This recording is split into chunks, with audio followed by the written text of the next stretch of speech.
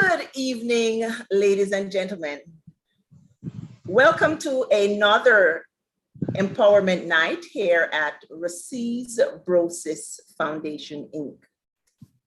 In studio, and I like using the term in studio, tonight we have our very own Jeffrey Zeb Samuels.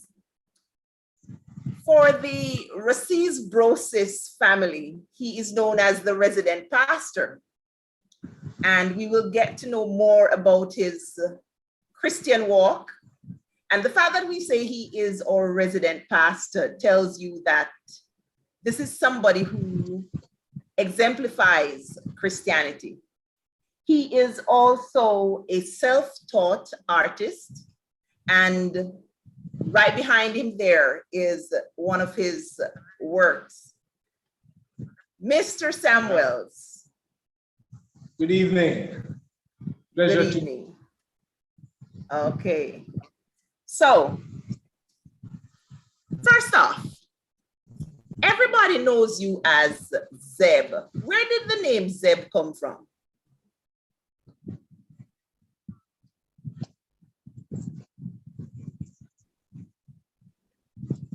Okay, the name Zeb actually came from a friend of mine while at Flankers All-Age School.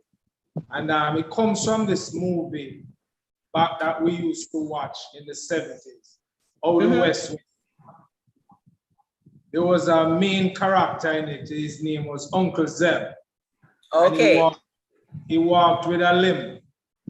And I also walked with a limp then. And my name was Bobby, and he just called me Uncle Zeb, and the name just stick. And the name has been with you from Flankers Primary till now. How many years? 30 odd years after leaving high school.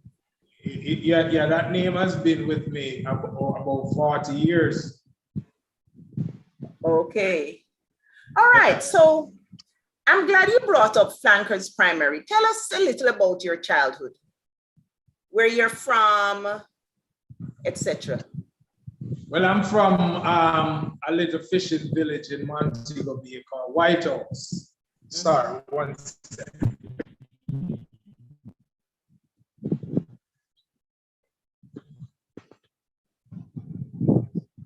Yes, a little fishing village in White House, in Montego Bay called White House. And to me, it's one of the best. It's so unique, crime-free. It's like a fairy tale land.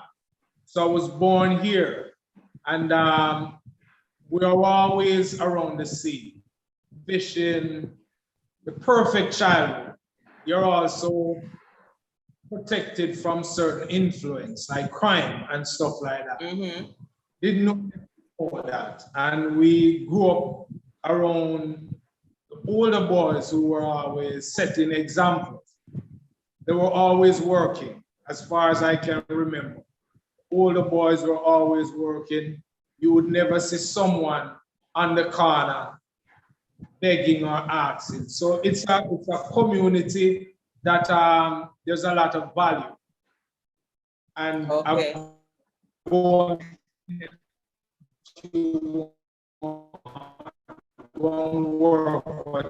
So it was that type of setting. White House was also very close to Flankers. So usually once you're in White House, the next move is to go to a basic school, and that would be in Flankers. And I can remember vividly when my father brought me to Flankers All-Age School. The starting age was 5. And I remember they told him that I'm a bit too young. I was 4 years old. So he would have to take me up to the hill to a basic school where there was a lady called Miss Pearl. And sometimes we would have the class on our bed. So I remember that vividly at 4 years old. Yeah. Okay, so Flanker Primary. I'm sure you have some very fond memories of Flankers Primary, because you told me that's where your love for singing began. So tell us about your time at Flankers, some of the things you got involved in, how they have molded you and all that.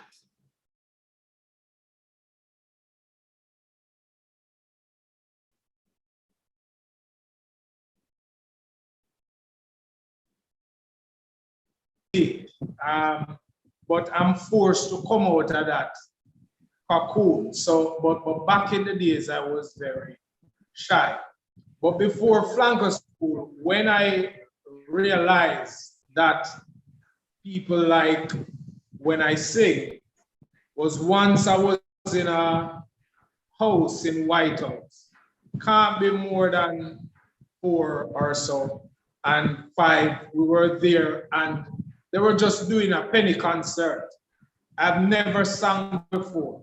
And they just asked to do a thing. And when I started making some sounds that was coming from my mouth, I realized the people were clapping. And when I was finished, they were saying, do it again. And to be honest, I liked it. And that was where the confidence came in that, wow, they like what is coming from your mouth. So that transfer, they would ask me to sing. Very shy, but when I was on the stage, I was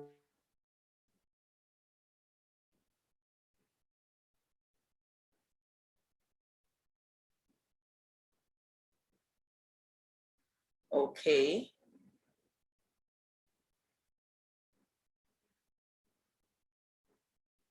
Okay. So coming out of your, I just want to share this, guys. Coming out of his love for music, I'll just call him Zeb. Zeb has what we call the I won't say Rossies, the Russia anthem. And I'll just share. Big up Nicky Follies, full of Mr. Miller. Though we left Jamaica, we now left Russia. Russia to the world. Left Jamaica, but we not left Russia. Left Jamaica, but we not left Russia. We go America, all heap of things. Remember, we have to remember we wife and we one daughter. Remember Coast Up and the Good Dog Fire. Remember Cornwall and remember Center. We remember Ghetto Sound and we remember Tika. Remember Fogo, see you one Wadada. Remember White House and remember Flanker. We remember Big Ben and Vicious Bowser. Remember Dickie Bantam, Buku Manchuka. Boom! Listen to me, make you this saga. Remember Melody Lodi, Roman Bulla, Byron Spence and Gibbs Christopher. Okay, so that is just a taste of the anthem, guys. And yeah, that's a Rossi's anthem. And I can tell you it is a catchy tune. And all Rossies, I'm hoping that everybody, once you have passed through Rossies and you're a football fan, you will listen to this song at some point. So tell us a little more about your love for music as it evolved. Don, say again, you were breaking up a while ago. Okay, I'm saying you were sharing with us your love for music, the penny concert and all of that. So yes. At one point, I think your Wi-Fi dipped a little. So tell us a little more about your love for music and how it evolved. Yeah, I've always loved music, and I think it stemmed from my father because he's a musician, but he plays what you call the rumba box. So it was more a calypsonian.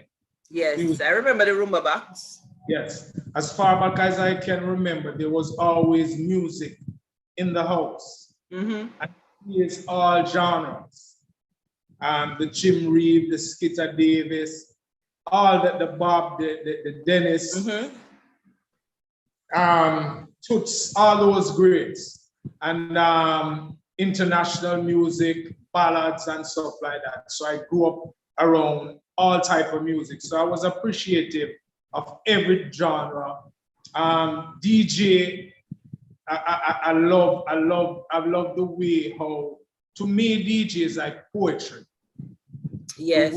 The way the patois music, or they put the patois together, just to hear the song, not even the lyrics itself, but the song comes from the sound that is made from patois. It's like poetry in motion. You're right, because, you know, I've always maintained, regardless of how much I believe that every individual every Jamaican should make an effort to master standard English, I believe that there are some things that the Jamaican patois just embraces. There are some things you want to say that you cannot find an English word to say it, you know, Zeb. So patois is just dynamic, and you have to be a Jamaican to understand it. So you're right. Yeah, Poetry. yeah. It's beautiful. Poetry, that is why I was also drawn.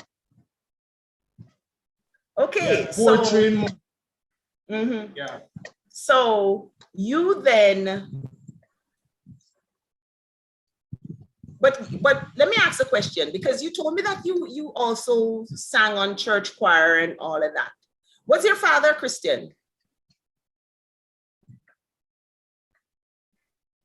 Yes. Okay. No. Well, growing up, I didn't see my father practicing Christianity, but he had baptized earlier on. But you know that is the case with a lot of Jamaicans. But they would make sure when I was very young to sing to church with neighbor. And that used to be very early in the morning. I resented it. You're saying you resented going to church? Hated it. That is ironic. It's ironic. Trust me, because they used to send me out very young, 8 years old, 9 years old, at 5 o'clock in the morning with a neighbor. There was a church down, I lived at White House, and you know White House is a distance from downtown Mobile, yes. Where you call it, Westgate. There was a church there was called Trinity Church. That's but they a far would send distance. drive for us here at White House, and they would have various hours in the morning to go to church. And sleeping was nice at that time, you know. Yes. It wasn't any time for church. But I would go anyhow. And you never had a choice. Kept me at church at that time. You never had a choice. You had to go.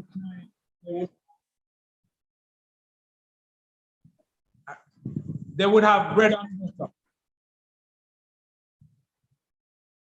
I had to go. But my fondest memory of church wasn't the preaching or singing. It was bread and butter and coffee. They would give us that during Sunday school. And that was the motivating factor. So you mean that... But I've always loved Skitter Dave. Don, you're breaking up. I don't know if you hear me clearly. I am hearing you quite clearly. I think there's something wrong with the internet on your end. Oh, could be. Yes, because I'm just laughing over the fact that what pulled you to church then, what you loved about church then was the food, bread and butter and coffee. And coffee. I never had coffee before at my home. Because, and they say that children shouldn't drink coffee, and there you were going to church drinking coffee. Okay, then. Okay, so. I guess they would squeeze it to us behind the scenes. Behind the scenes.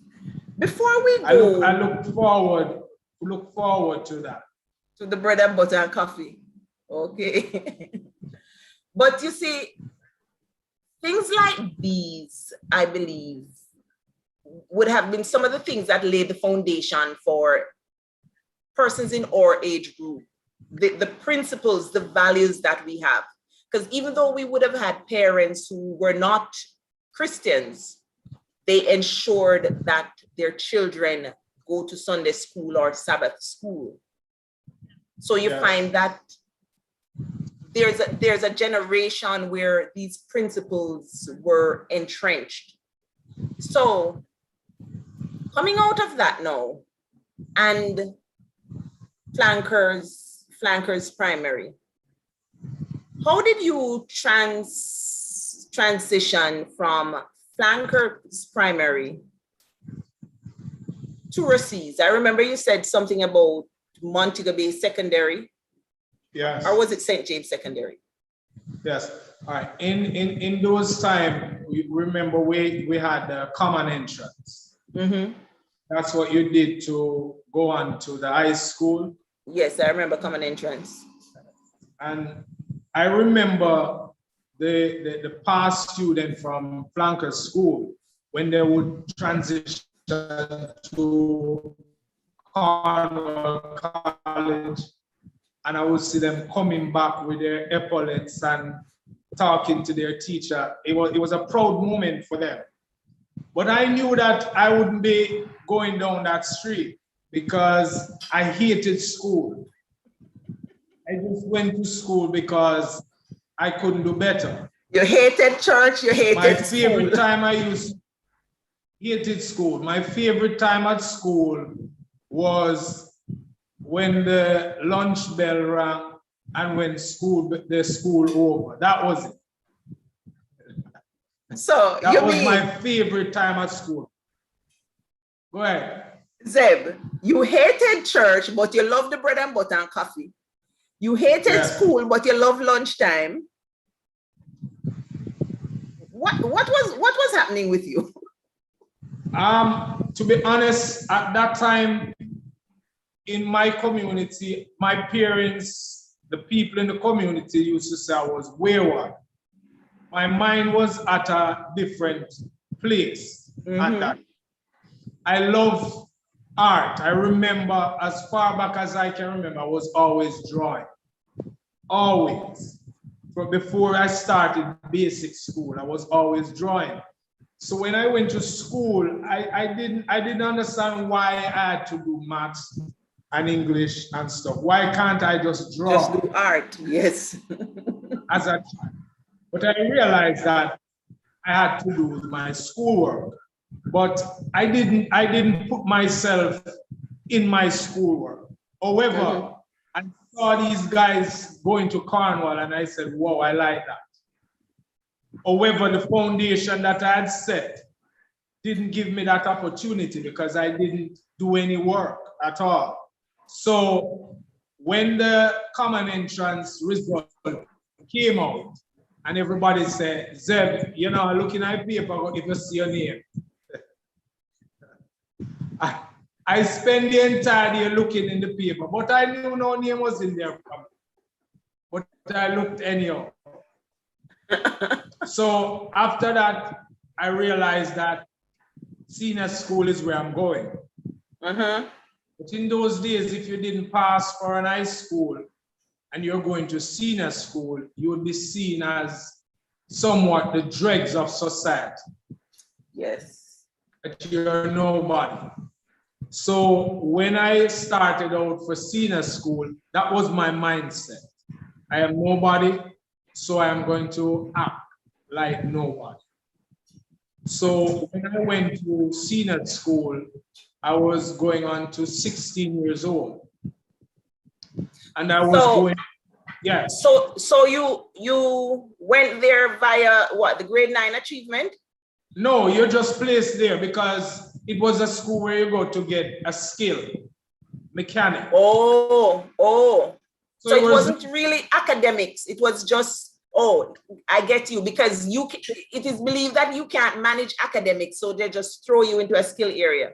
Yes, so everybody, once you didn't pass a you'll be placed there. Okay. Yeah, and there was a stigma to it. I think the girls used to wear pink and white at the time, and they used to call it a girl.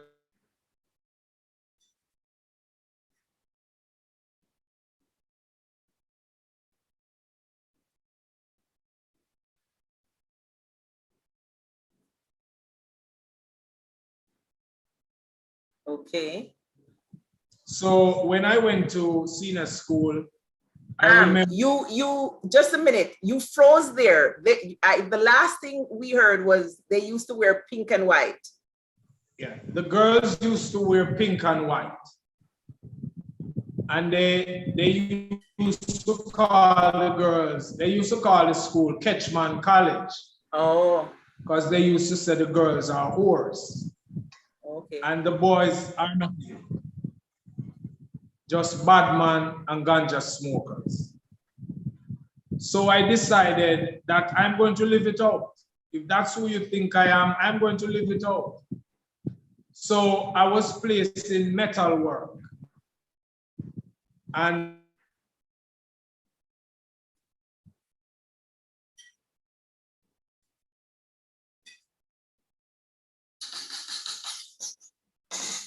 this one dedicated to our Russian woman abroad. Big up Diggy Follies, full of Mr. Miller. Though we left Jamaica, we now left Russia. Russia to the world. Yeah, Don, you hear me? I'm hearing you now. Yes. So I made an hatchet and I brought it to school every day as a weapon. Because at that school, you had a lot of boys who, the same mindset as me, that they're nothing. And there were other boys who we were easily influenced. So we're saying, bad man, not take no talk. So I didn't like school from morning. So I was there. So I said, no school for me. I just bad smoking ganja and going. So you smoked? So you smoked too? Yeah, I used to smoke ganja, 16-year-old. Go to a place they call Cave sometime during the days and stuff like that. I was very rebellious because at that time my self-esteem was very low. When I realized that I wasn't placed in an high school. So I didn't much to think about myself. But, excuse me, but it's a case. Let me ask a question though. The administration of the school then, and what was it like? Because it's like a stigma was attached to the school. And so I'm sure you wouldn't have been the only person who would have felt that way. So since society does not expect anything from us, then we're not gonna give society anything. It's like, I have no expectations to live up to. What was the administration like? How did they try to address these issues?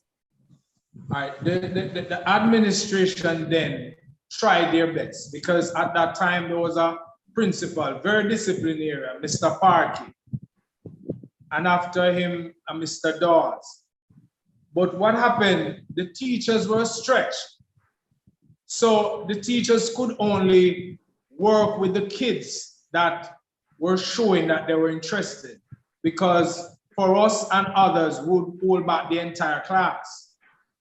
So the teachers would just have to cut us loose.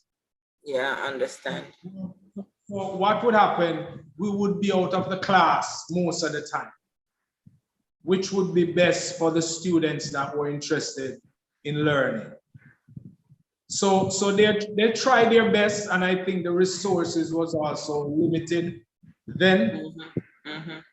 So we'll just have to let us go because we would have been such a distraction in the school. Now, let me tell you something that bring about a change in my concept of life.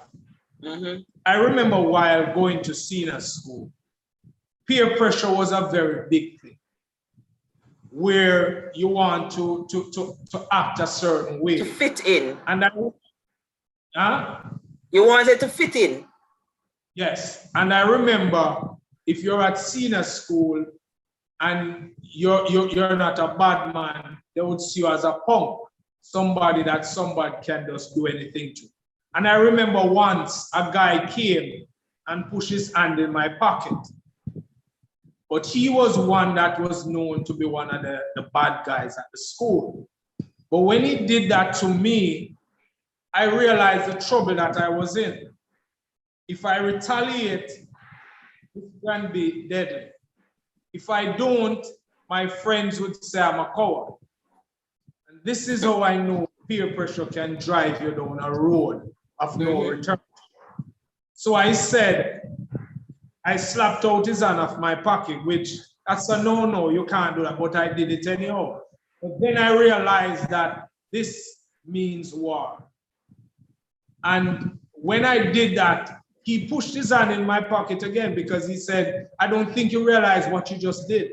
And even my friends around me, they opened their eyes because they didn't know what I was doing. I was so nervous because I knew who this guy is. But because of pride, you want to be ashamed. Anyhow. I saw him run off, and once he did that, I knew exactly that he's going for a weapon. And in my bag, I went back to my class, got my bag. In my bag was an hatchet. Your hatchet. Yes. In my mindset now, Dawn, listen to a 16-year-old. You realize that it's a thin line to take a part where you can actually be involved in murder. So that was in my mindset. Yourself and become shameful before the school or go ahead with it. I decided that I can't be a punk in front of my friends. I was so nervous, but I stood up and I put my hand in my bag, which my hatchet was in, and I saw the guy coming, and he had a screwdriver, maybe about a foot and a half. He was coming to me, but I knew him that he wasn't coming to play. And in my mind, I already decided there. Kill or be killed. Or I would kill him because of pride. Yes. Nothing more than pride. And we were coming closer to each other. My mother didn't know this side of me at school, none at all. So this was a different side. And he was maybe about 5 feet from me, very close. And I decided that this is it. It's either him or me. Then a boy from the school, at the time, he was the top man in the school. They call him Scarface. He just came out of the blues and came to the other guy, which was his friend. I said, "Leave the youth alone." And that was where everything died down. I got my pride and everybody gave me a respect. But I was so overcome that it escalated. I can imagine because I am standing here and it's almost like you're telling me about a movie or something, because I mean, I can understand because I have seen young people faced with their pride. Yes. So it's a case where you cannot be seen as somebody that everybody's gonna walk over. But it is astounding though, you know, because when we started, you were telling me about, oh, this nice little community, crime-free and all of that. And then for you, Zeb, to be coming from that community, it's almost like you have no idea what crime is. And then there you are, almost in the middle of what could be considered a crime-infested environment. Yes. And how did you escape that life though?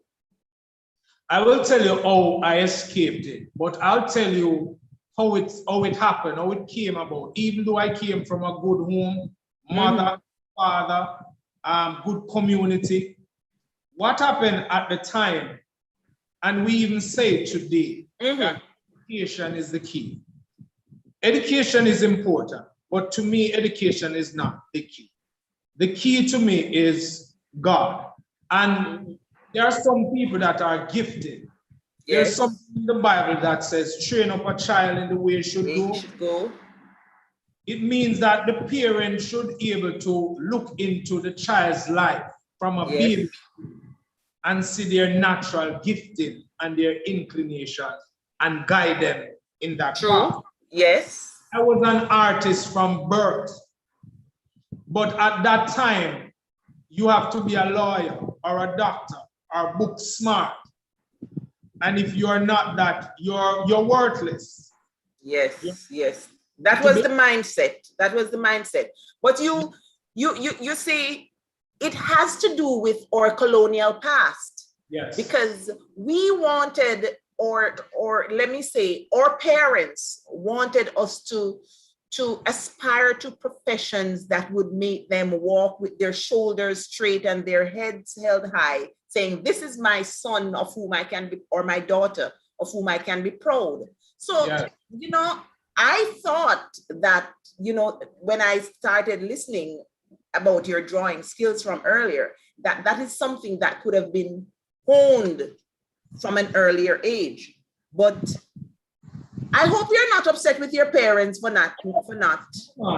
No, the best parents, they did their best. And with the little resources, because I remember at that time, I considered they used to say that my friends used to say, you're rich. They used to say, I'm rich. And here what happened, Don. We slept in one room. There was 2 beds in the room. One little one for my sister and 1 bed for my mother, my father, my brother, and myself. And my friends used to say that I am rich. Imagine their setting that they were in. And most of them were one parented. No, just mother or father. Not mother and father. Fortunate to have a mother and father. And then how the transition came is I was going to 16, going to 17. And I remember being at senior school, the word came out that Steve Buckner, we call him Gabby. Steve Buckner. Yes. That he was recruiting guys. That's Steve Buckner. He was at Cornwall College at the time. No, he worked with Brosis at the time. Oh, okay. So he was recruiting footballers for Brosis. And I remember at 15, I went and I saw Brosis play. And there was this guy that played on Brosis at the time, came from the same community. His name was Roxroy Jackson. I remember watching him and I was so proud. And I would watch him every move he makes. Even while the football game was playing and he wouldn't be in the play, I was watching him. And I said, whoa, I can't imagine being on a stage like that. And I didn't even thought that it was possible. However, so could you play football at that time? Sorry? Could you play football at that time? Very, very good. Okay. Very, very, very good. And I could swim also. Yes, I remember you told me, but we'll get to your swimming so later. When the news came that they're looking footballers for Brosis, there was another person that was at school with me at that time who ended up captaining the Brosis 87 team. Yes. He was at senior school with myself. What name did you just call? Christopher Gibbs. Oh, yes. Or they call him Josh. Yeah. Our big man. And both of us, there was also a Dennis Scott. And we went to Brosis on trials.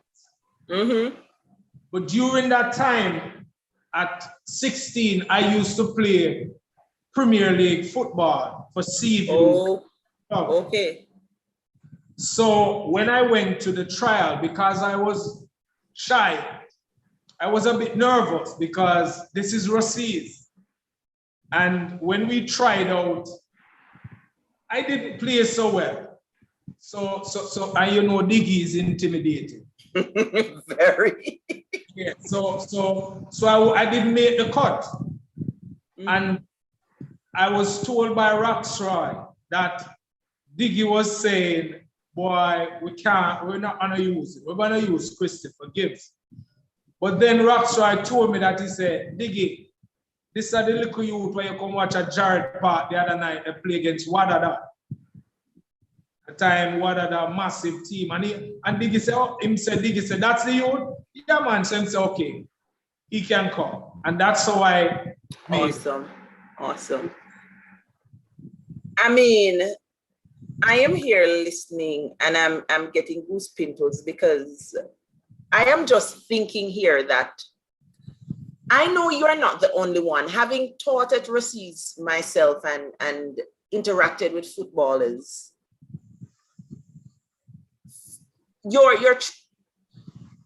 I want you to bring this out, but I'm just thinking here that football, to a large extent, might be the thing that saved your life. It did. And I remember a big thing in Montego Bay around the era that Rossi's the buy player and this and that. But it's a pity they don't realize that it actually saved our life. I'm sure you're not the only one here, Zeb. No, most of the guys can attest to that. Because hear what Rossi's did to us.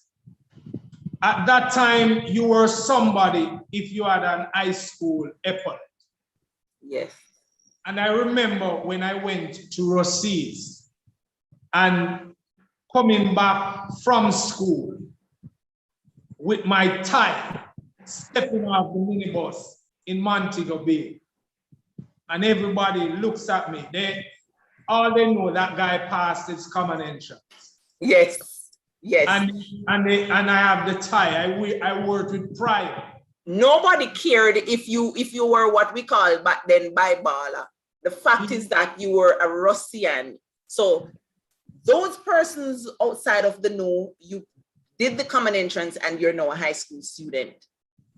So tell us about having transitioned to Rossi's, and yes, you now felt as if you had accomplished something. Tell us about what would have been going through your mind.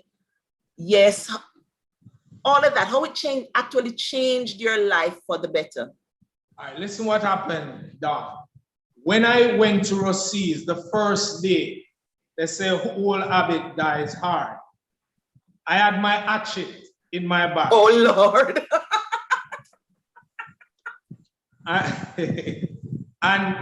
But I felt like I'm a gentleman. And when I went to school, I remember I had an altercation with a guy, they call him Bobby. He used to sell cane on the bridge. And I don't remember what happened, but I think he bruised my ego and stuff like that. And there was this notion that if you come from Mobile, you're a bad man. So you wanted to live up to the expectations. There you go again. Yes, I must say, and when I went, I said, no, I'm not going down that road. Praise the Lord. Because I'm a high school student and I wear tie. And that's what I said to myself. So the next day, I took the hatchet out of my bag and put it away. And that was it. But during that same period, 1986, was the same period where I discovered Christ, the same time. Awesome. Tell us about that experience though. Yeah. I went downtown to say, okay, it was a Saturday evening. I went to watch a movie at Strand Theatre. But when Do you remember the name of the movie? Sorry? Do you remember the name of the movie? No, but when I saw the movie, I realized I watched it already. So I decided, no, I'm gonna go home.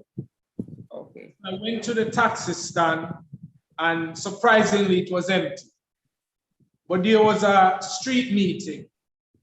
If you ask me who the pastor was or the church, that time I still smoke my ganja, still have the dirty words in my mouth. And I was just there listening because there was no taxi. And you were still a student at Rossi's at that time? Still a student at Rossi's. But new weed, but you put on the hatchet? Yeah, but a new student. A new student. Yeah. And I was listening to the pastor. And I've listened to the pastor on many occasions, never moved. This time I realized that the taxi came and I wasn't going to the taxi, I was listening. And he was preaching somewhere out of Daniel, as I said, Yes. 17 at that time. And he just said, who want to give their life to Christ that night? And I said, that night I decided that, yeah, I would. And I made the decision that night. I didn't have a church that I was going to, but there was a friend community who was going to a church. I said, okay, I would just go to that church with him. And that was it. The Sunday morning came, I had on my Adidas and my T-shirt and my jeans, and I just went to church. And then the Monday, at Rossi's, a totally transformed person. That is why Spuddy always say he has never seen the side, the bad part of me. Because when I came to Rossi's, because of what Rossi's did and my newfound faith, it's overnight I was transformed. So having decided, you were about 17 at that time, right? Yes. So having decided at 17 that you wanted to follow a Christ-like life. Yes.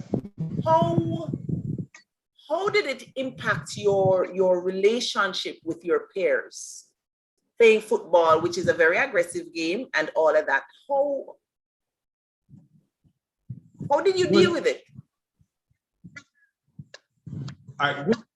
Good question. My journey as a Christian was a bit strange. It's not the typical journey, because when I became a Christian, I had this zeal for God. And because of that, I would talk to every and anybody about God. So I would attract religious people.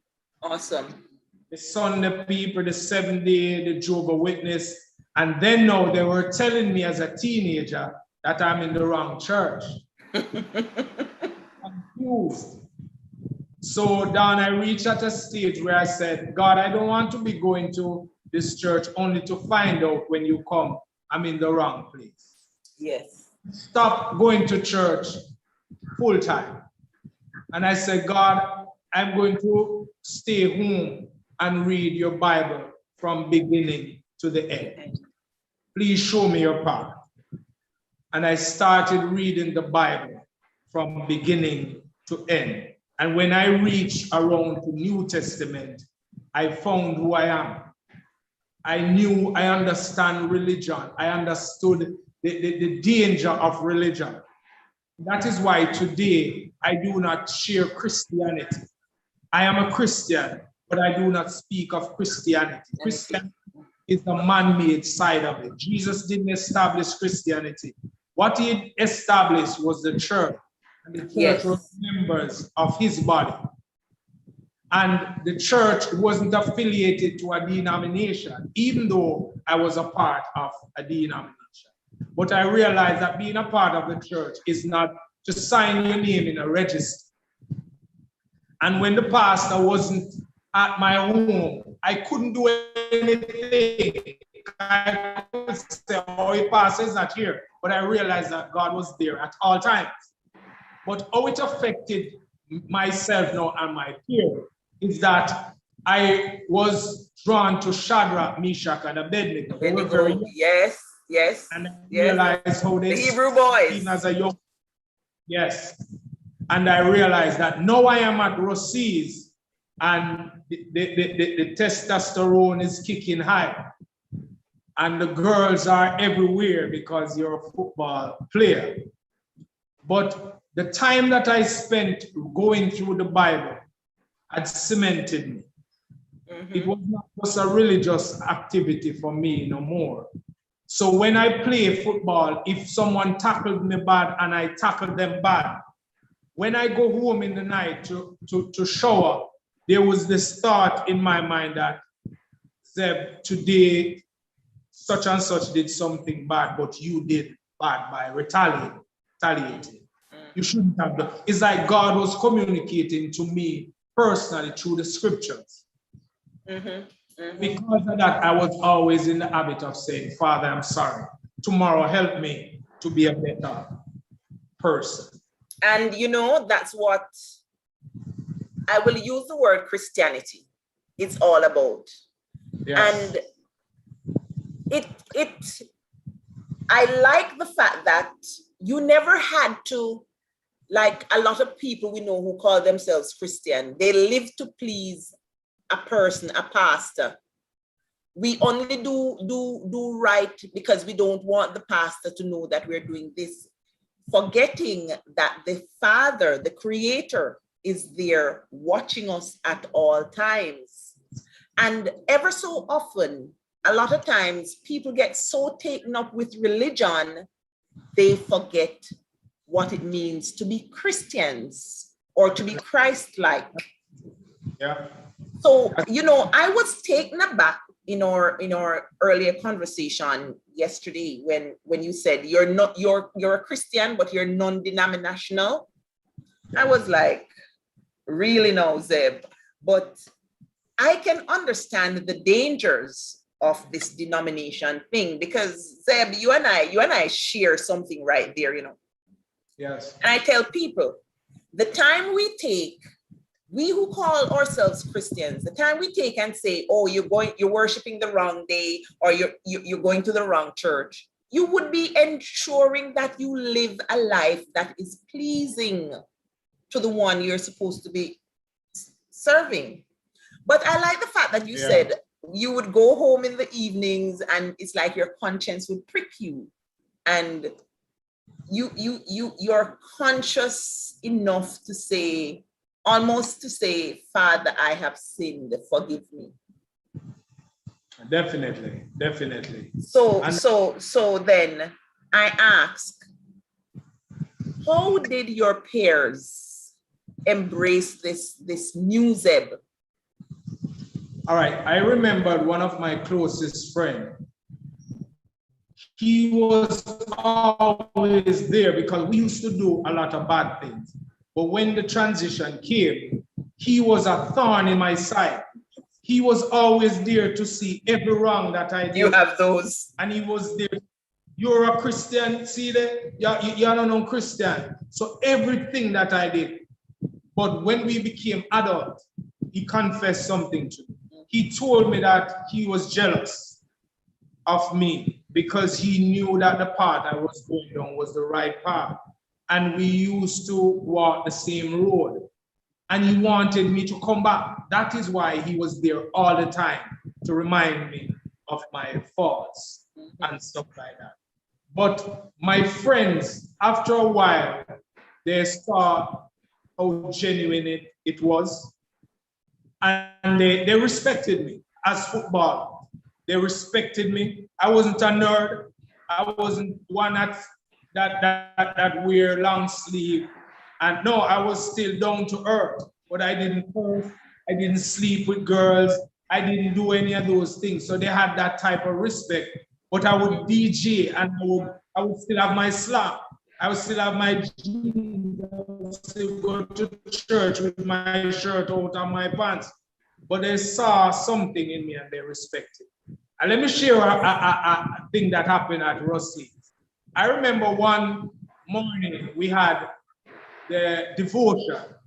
And that time I was a full-fledged DaCosta Cup player. And you have your reputation to protect. So I remember as a Montegonian now, and they say, okay, devotion. Bad man no go on devotion, much less taking Bible. And I took out my Bible from my class, and one of my classmate saw me and said, Zeb, we know you're a Christian, brother, but you can't go to the Bible. You embarrass yourself. You can't. And when he said it to me, pride came again. And I had to make a decision then. Please my friends or please God. Was a bit nervous and a bit timid, but I took that step and I took my Bible in my hand and stepped out. Awesome. And when that happened, that was where all peer pressure dropped like chain. Nobody could wind me up on their fingers again at 17 and tell me where to go, what to do, how to behave. So at school, I didn't behave as a typical football. As a matter of fact, a lot of people didn't even know that I played football. Yeah, because that is inspirational. I was Go ahead. I'm sorry. I was now dancing to my own drum. To your own drum. And you know, I'm glad your friend actually confessed that he was jealous of you. It's not a case that he was keeping checks and balances of your wrongs, because you know, ever so often, and even now, I am sure you have persons know if you do something, they expect that because you're a professed Christian, you profess Christianity, then you're supposed to be acting a certain way. You're supposed to just sit and suck certain things, forgetting that there is a human side. Yeah. And that is why there is this thing called grace.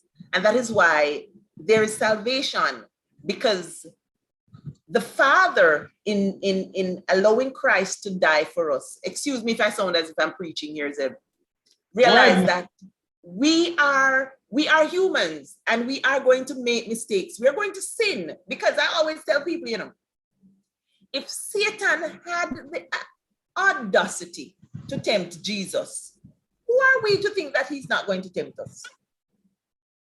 And it is good that we can go back and say, Father, forgive me. So I am just hoping that persons who are listening here will learn a thing or two here, that it is not that we call ourselves Christians and we're supposed to be perfect.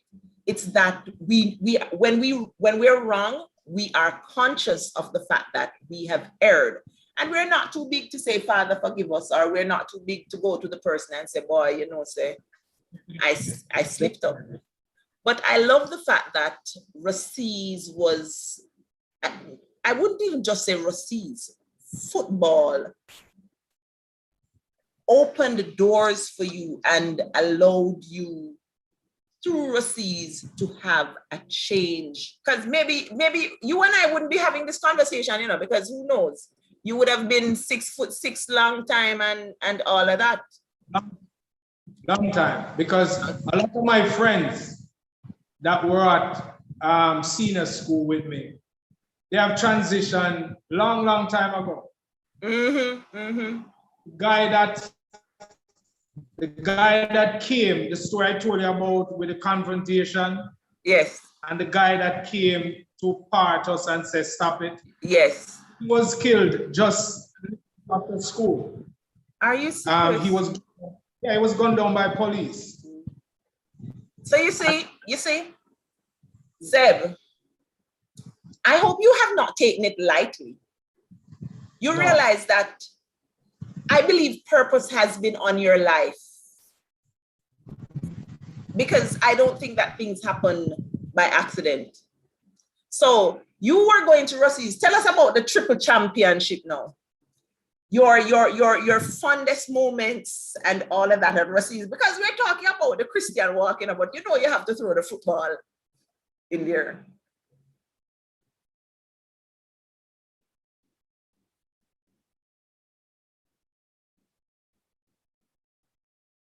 Okay.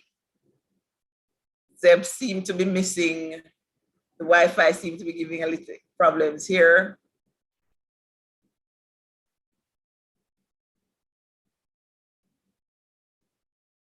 To me,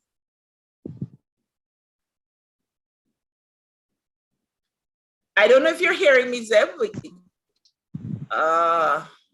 Okay. Dawn, you're there?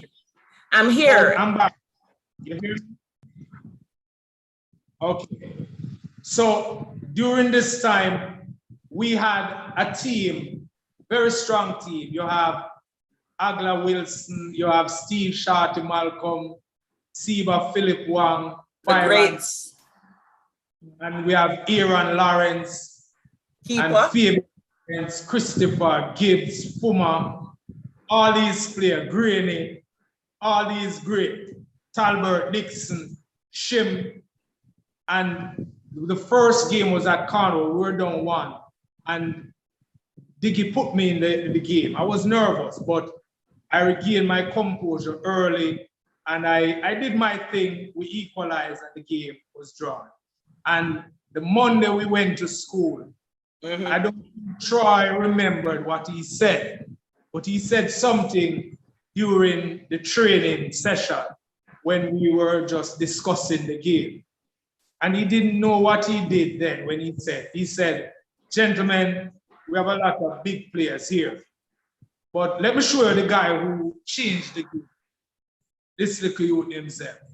And that did a bunch of good for me. Yes. Just by him saying that, my confidence just soared to the heights. And from then, it was the Nutriment Shield, we got that, the Ben Francis Cup, the Doc Costa Cup, and we only lost the Olivier Shield. And we got that to be stats at, we could have beaten them the first leg at Jarrett Park. We could have Olivier Shield. And we lost in Kingston. Marie Cyrus scored a beauty. A beautiful goal. Yeah, if we had won that, we would be the out and outright Rossi's champion team who won 4 straight. But we missed our chance. Yeah, I remember that year, and yeah, so yes, that we missed the chance, but you know, has there been any other school who would have done what we did during that time? I don't think so. No, we did well. We yes, extremely well. Extremely well. I mean, we're Russians, you know, so all right. And so we were on the foundation of the earlier team, the 84, the 85, the 83, stuff like that. Blacks and all these greats. I wouldn't even, I think having said that, it would be redundant of me to even ask about some persons who you enjoyed playing with or your most memorable moments. I take that training session when Troy picked you out, Coach Troy picked you out and say, this is a man here, is the game changer. I think that, and the fact that you remember it even now. Remembered it. Yes, it must have been overly significant. When he said that, I pat myself on my shoulder and say, I'm rolling with the big boys now. Yes. I love that. Okay. So, you're there? Okay, Zeb. Was an idol. I was a part of the team.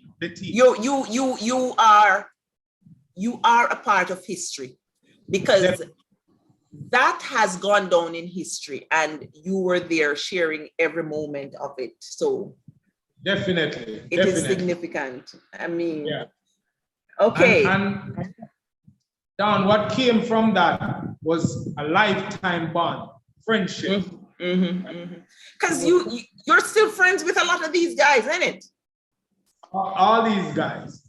All these guys. Because before Fabian Lawrence died, I would always meet him in Montego Bay. And sometime I'm at church and I would just see him pop up. from out of the blues. Yes. Before he died and stuff like that. Yeah, man. So we're closely knit family, and thanks to Brosis, who rescued the soul what required them from being. I mean, like how you put it. Yeah. You know, and I'm sure there are others out there saying, yes, Brosis rescued me. Okay, so I'm not sure if you're hearing me because your camera seems I'm hearing you now. All right. Okay, so after high school, you know what? Let me ask you though. You're a self-taught artist, and you describe yourself as a born artist. Not having had the resources, nor having had the ability to develop your natural born skills, and then you found football and all of that. How did you rediscover, or how did you branch out as an artist? All right. Here what happened. While going to Brosis, I wish I could say that I had now realized the importance of academics, and I realized how important the book was. At Brosis, they would say that quite a few of us majored in marble and gig. So after leaving Brosis, that's where the rubber meets the road. Hit the road, yeah. And I realized that I would like a certain type of lifestyle. But what I'm doing now will not afford me that lifestyle. And while I was at Brosis, I think I remember going to art class just once. So when I left school, I started working immediately at 18 years old as a lifeguard, because that's the community. And that's at Sandals, right? No, it wasn't at Sandals at the time. It's Tropical Bliss right now, but it was called Tropical Beach at that time. Oh yeah, I remember that place. And then it was one of the loneliest time. You didn't hear the shouting of Zeb, Zeb, Zeb again. No, you're on your own. And I remember being on the beach, sitting as a lifeguard. And I was saying to myself, is this the life that you want? Yes. Or you can't do better? And I answered it to myself. I said, boy, to be honest, this is what I want, but we can't do better. And I was saying to myself, what do you want to do? And I said, you know what? Me always like, would I love to go to America and travel? I would like to work with the airline. Yes. Yeah, but you're not on subject. You left school, you're not in one subject, or you go to airline. And say, so there was a friend of mine who was working at the airline. And I called her and said, what's the qualification? She said, you have to have 5 subjects. How much you have? I said, I don't have none. If marble and gig are subject, that's what I have. But there's nothing. Anyhow, I decided then, when I'm not telling this to the younger guys to follow this, because I wish I hadn't, but it was a lesson that I was learning the hard way. So while I should be enjoying myself with my friends playing football at 18, 19, I enrolled in an evening class while working as a lifeguard. And I went to the evening class, cut the story short. I worked extremely hard and I got my 5 subjects. But Zeb, you know what that tells me though? If you had applied yourself from earlier, you see what you could have done if you had applied yourself from earlier. But I think, and you may correct me if I'm wrong, I think at that point, you never had the vision. You never had a purpose yet. And because you never actually had the purpose, so you never bothered to worry about the subjects and all of that. Yeah, no, didn't have a purpose. Didn't see, everything didn't come together. Because even while I was working as a lifeguard, and I knew I love art. But in my mind, I thought to be a painter, you would have to go to Edna Manley. Mm-hmm. So I was waiting for the opportunity, but I was getting frustrated because I didn't see it coming. My parents didn't have the funds. And you know what I said? I was on the beach one day drawing, and some tourists came, and they were talking to me, and they were looking at what I was doing. And they said to me, "Young man, can't you see you're an artist?" That's what they said to me. And at that time, they gave me $500. That was a lot of money. Yeah. And they said, buy yourself some art supply. Didn't know anything about painting and whatever.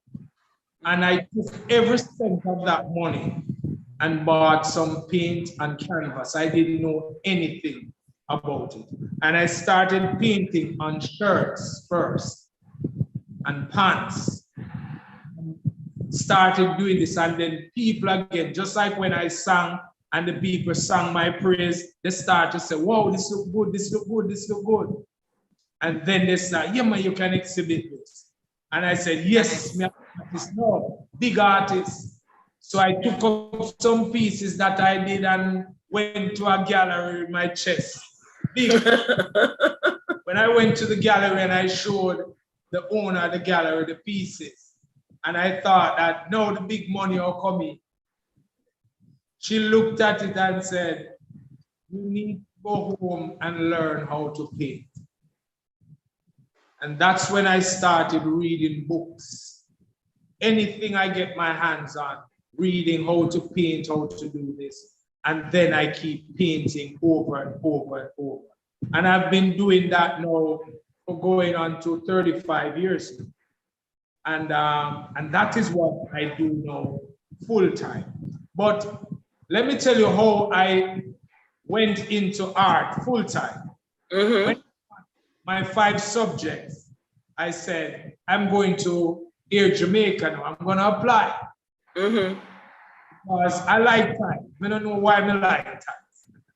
So I said, I'm going to Air Jamaica and I'm going to travel. So when I went there, I got the job. Didn't have a visa. They didn't pay a lot of money, but the benefit is to travel. So went to the embassy, booked stamp. Every week, almost, I was in the States, flying, because that was the benefit.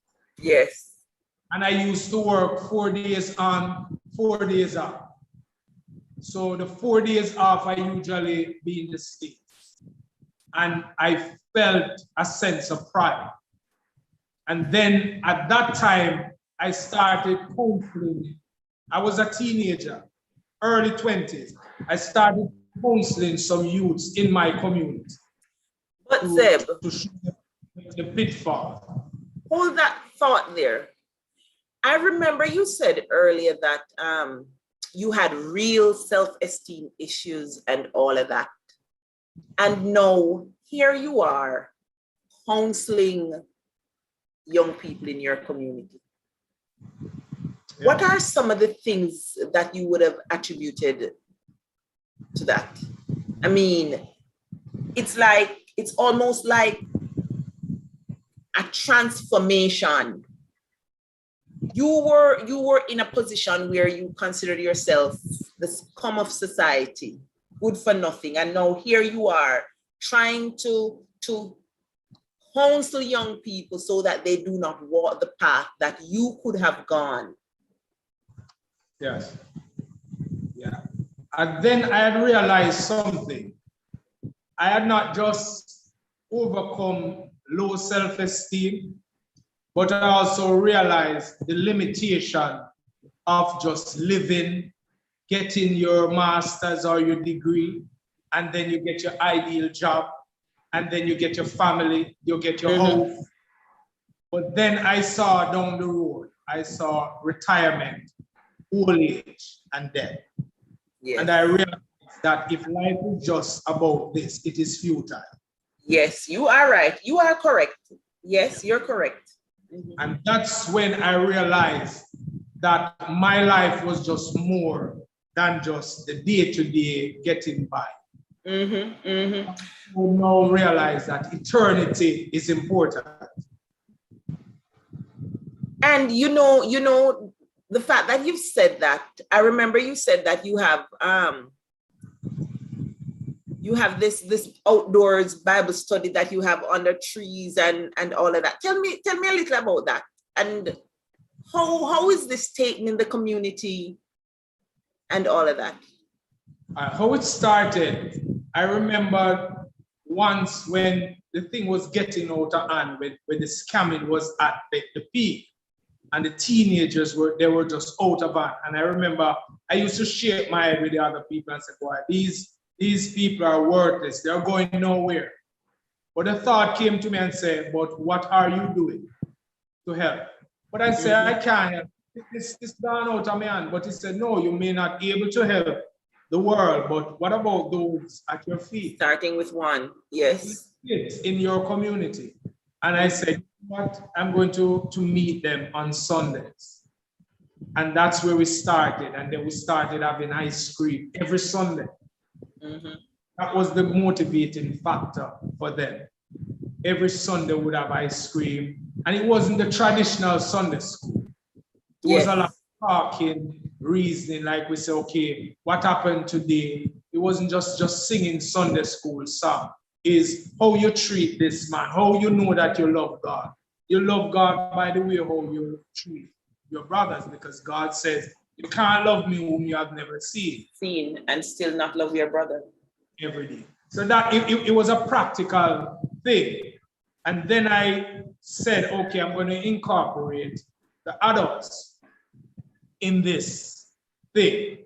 So we started meeting with 2 or 3 or 4. And we weren't looking for numbers because we weren't going after no overhead. We didn't have any building structure to build on. Wherever we are, we would just sit, because that's how the early church started. Yes. Cell groups in homes. And I realized it's most effective that way. Because I used to be a member of a prominent church in Montego Bay. I used to be a member of the board.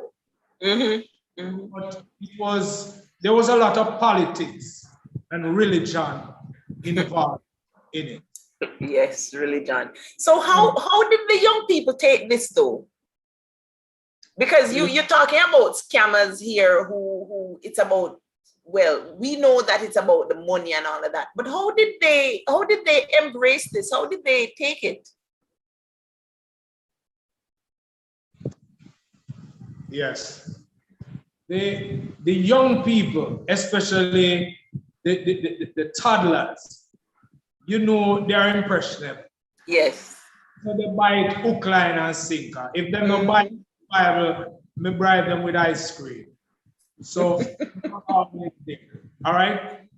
But I watch some of these going from toddlers to teenagers. Yes.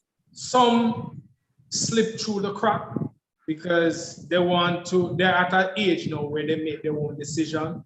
But I still remain. Even though in my class, I have adults now that are in their 30s, going to their 40s, that I taught at Sunday school, right? So we have a Bible study in the community. We don't call it Bible study. We just say we reason about the Bible. On Monday, one from 11 to 1. We just keep it at an hour. So it's best at the end of the day, you say we want more than it's boring. And we have it on Thursdays. Since the COVID came in now, we would break up the formal thing with the Sunday school group because they are harder to monitor. And I've never been to jail, so I don't want to go down there. No. right? God don't want to break, but what we do, Yes. in my community, we meet in an informal way every single moment, every single day. And we just discuss, we talk about God, we talk about life in general. In my community, the guys, the older ones, they have a respect for me. Mm-hmm. Recently, we had a big altercation in the community. Loud and derogative music. That was a thing. And they said, Zeb, where you going? And you're DJ and you're going like you never used to do them things. I say, yeah, we used to do it. But it doesn't mean that because I used to do it, I must now allow you to do it. If it's wrong, it's wrong. So we had a thing where we are saying in the community, we can't just get up and play loud music. If we have a party, fine. And we have dealt with that and we have seen where, trust me, the music is not so loud again in the community and everything. So it's a community effort. I now spend most of my time in the community instead of every Sunday or Monday night down by the building. But you know, this is an inspiring story because too many of us, you know, I have said this before. I remember watching an interview with Bob Marley where he said, I and I life is not for I and I alone. If I and I live, I and I self. It's like if your entire life is built on just achieving this and enjoying life for myself without having impacted somebody out there, having helped somebody else to make a change in his or her life, your life is wasted. Yeah. I believe, Zeb, that you have done the ultimate because you have transformed your own life. You have done so much to make something of yourself, and now you are giving back. You're helping to make the society better.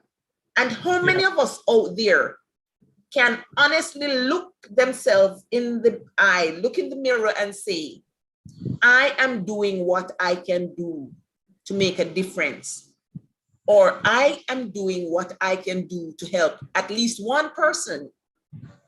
Yes. But you see, we have to get to the point where you're at. Yes, I want to share something, and before we close, I want to really share this. There's this thing where we call your gift, we call it hobbies. Your call it what? We call it your hobby. It's your hobby. Oh, your hobby. Mm-hmm. Yeah, you're gifted. So as an artist, we would tell the kid that that's your pastime. That's nothing. But when I remember the Bible said that your gifts will make way for you before kings. And after the whole Air Jamaica thing and the utopia of working there, I came full circle. Mm-hmm. I am. First, I am a child of God. Jesus Christ, 100%. No apology. Mm-hmm. But he has given me a gift. And the gift that he has given me is if you do something that you love, you do not work a day in your life. So I remember going to Air Jamaica. After a while, it was monotonous. I was tired of it. After 10 years, I'm sure it yeah. But you were insecure. So you didn't want to step out by faith and go in hard full time. Mm-hmm. So I was forced because of redundancy. Oh, yes. Caribbean airline came in, they run us home. Some say, oh, me go fly again, oh, me go America. And I remember a friend of mine said, look, I am traveling every single week. And it's not free, I'm paying for it. So no worry about that. Your gift will pay for you. And I remember when I left here, Jamaica, I said, this is it. The few little paper where I have no degree, no master's, the 5 subjects. I put them away and say, I'm finished. Yes. I'm gonna go in, but I was always painting while at Air Jamaica. Because to be honest, Don, I paint almost every portrait for all my co-workers. At that time, I used to paint a portrait, $100 a pop. Are you serious?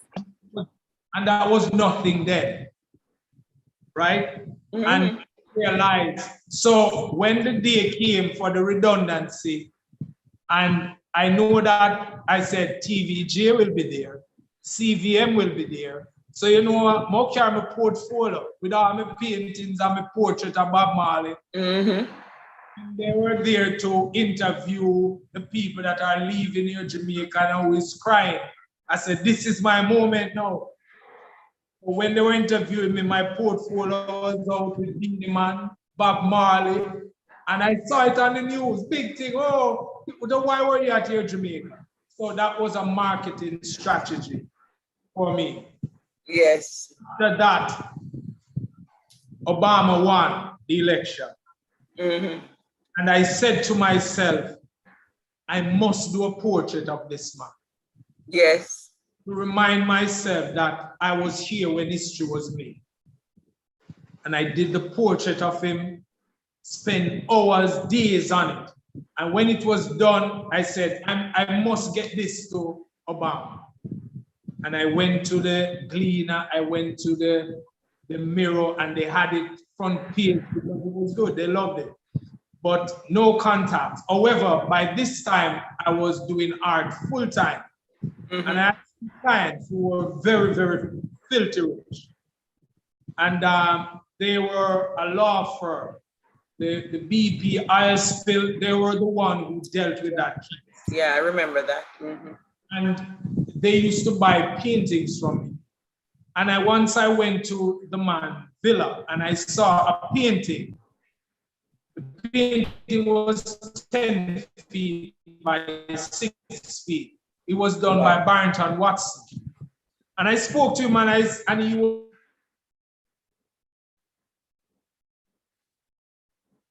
Okay. Okay, so while Zeb's thing is, okay, he's back. Yeah. Okay, so you spoke with him? Yes, but he wanted me to know how wealthy he was. He said, do you know how much I spent on this painting? $250,000 US. And I said, if a man can buy a painting for $250,000, I must Google this man.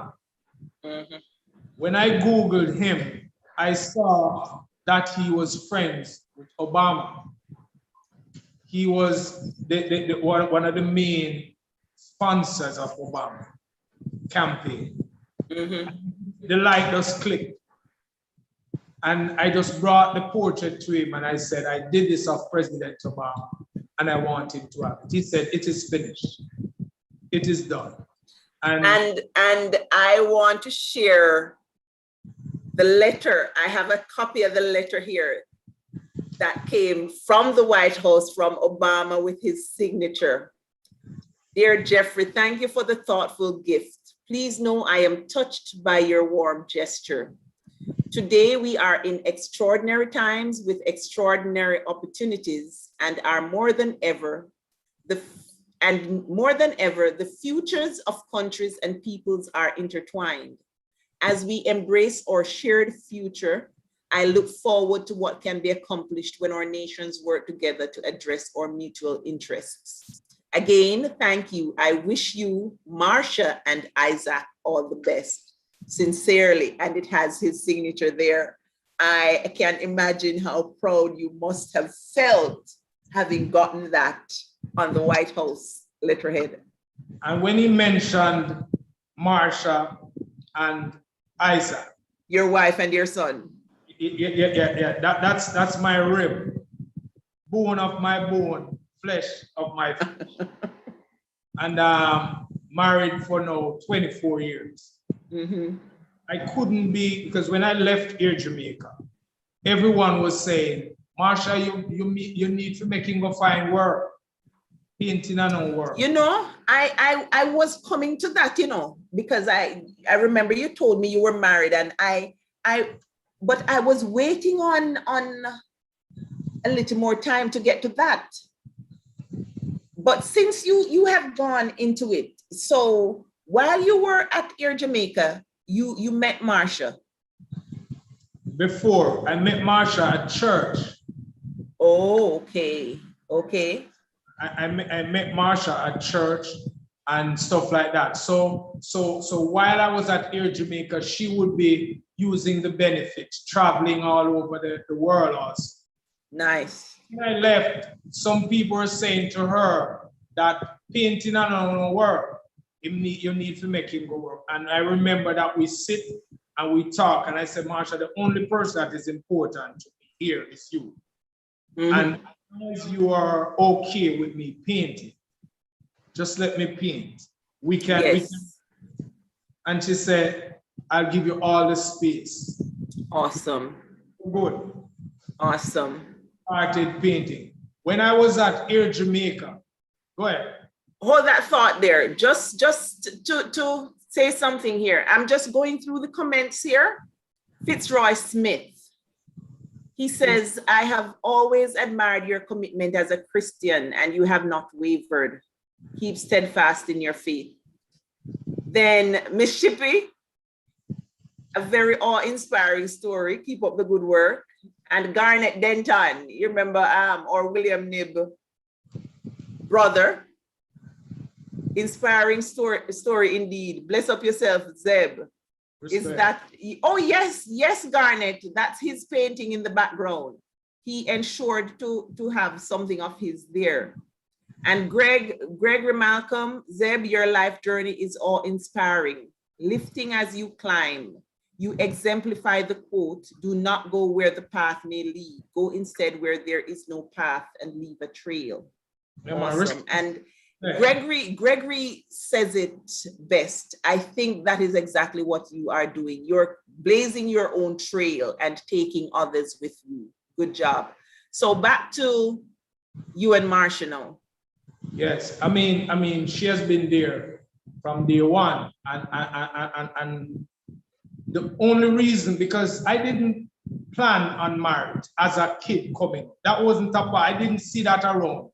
Nobody my age, young 20s, getting married. That wasn't a part of the culture.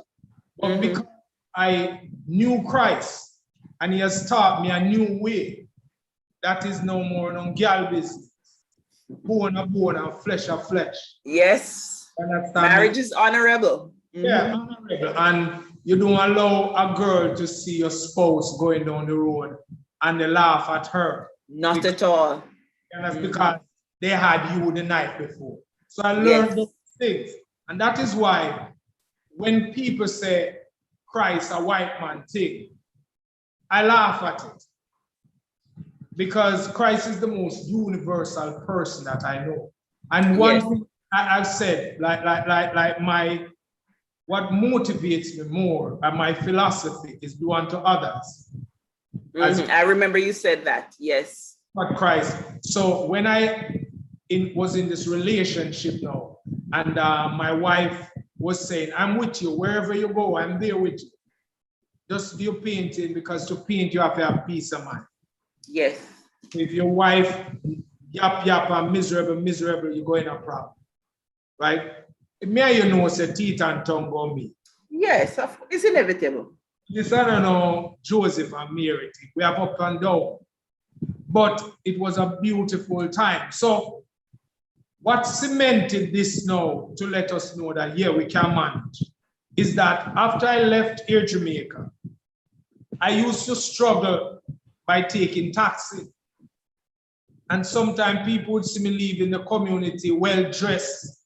And when leaving work sometime, I would stand at the bus stop and my friends would say, Zeb, you're cool out. I'm going to say, yeah, man.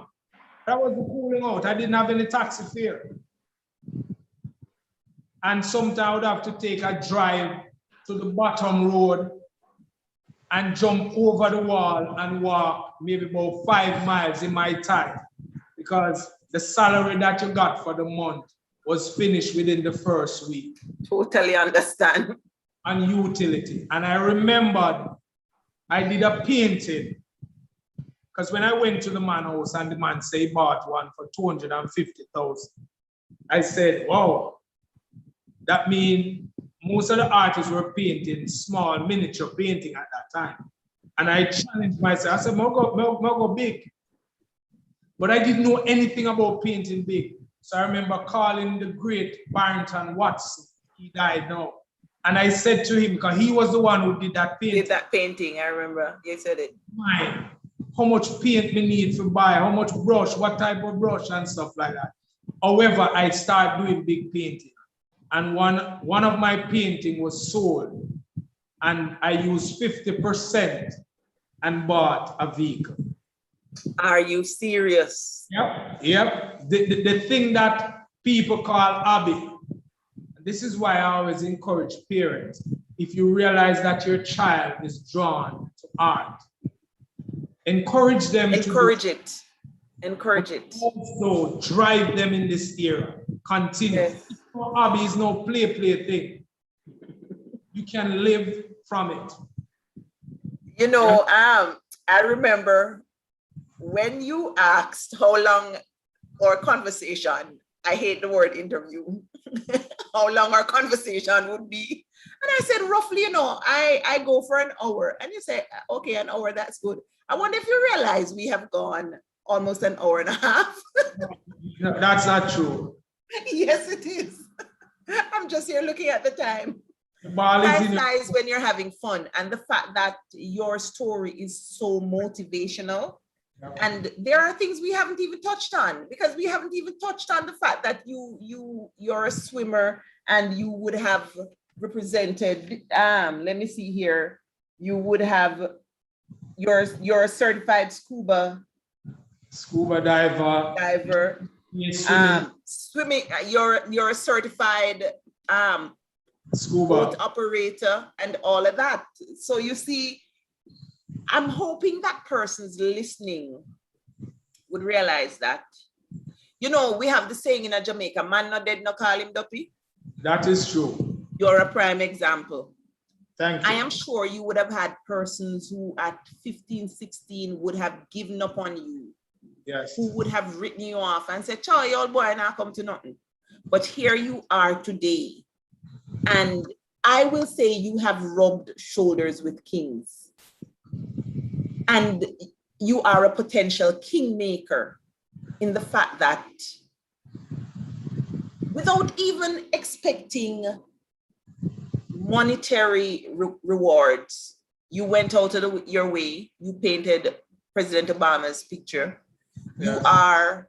You are conscious of the path that you could have gone down, that life could have taken you down.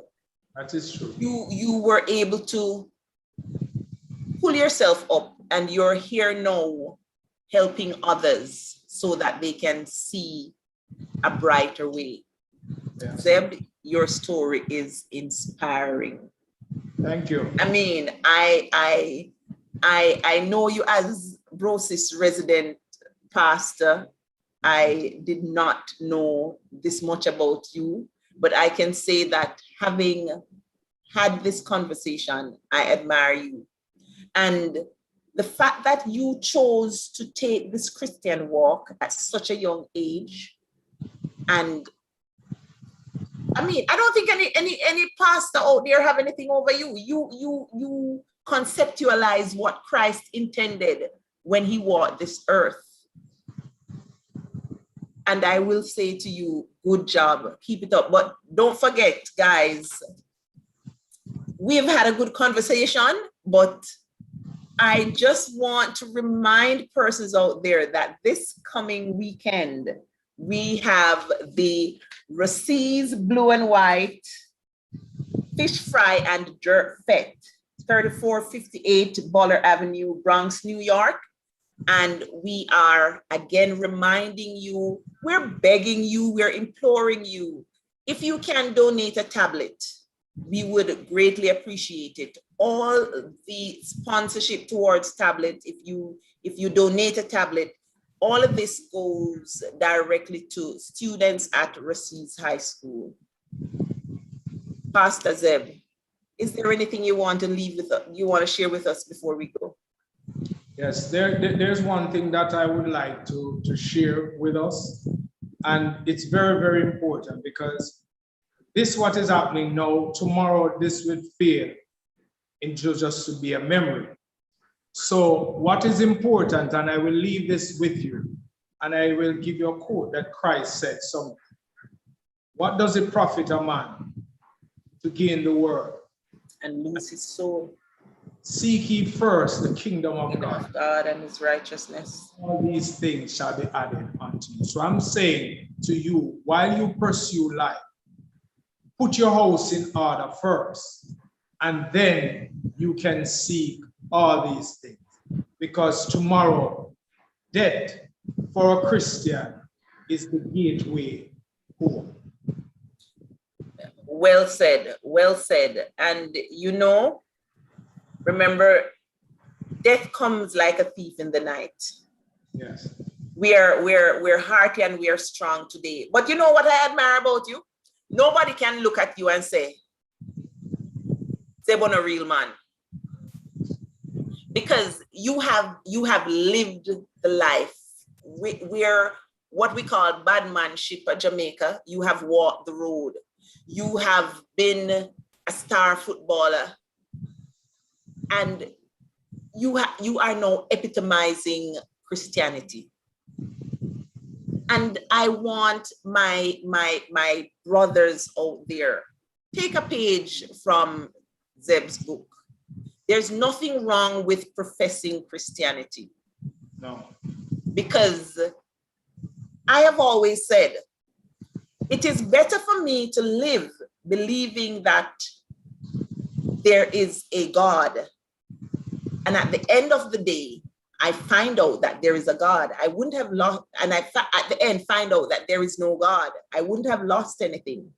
But if I live my life believing that there is no God, and at the end find out that there's a God, I would have lost, I would have missed out on eternity. That is true. I don't want to turn this into a church service, because you and I can have church here. But viewers, let us think about the hereafter. Nobody has died and come back and say to us, this is what it is about. But the fact that we're here, we have to believe that there's a supreme being that made all this possible. And if we have nothing to live for, then we're just gonna live anyhow. So let us walk the walk and live good. Pastor Zeb, Artist Zeb, God bless you. It was fun talking to you. Pleasure was all mine. Thank you, Dawn. Okay, so Brosis Nation and our friends and family out there, remember the Blue and White Fete, Brosis Blue and White Fete this weekend, and don't forget William Nib D-Cup alumni, they have theirs on Monday, and they are coming to support us, so let us go out there and support them. Walk good, guys.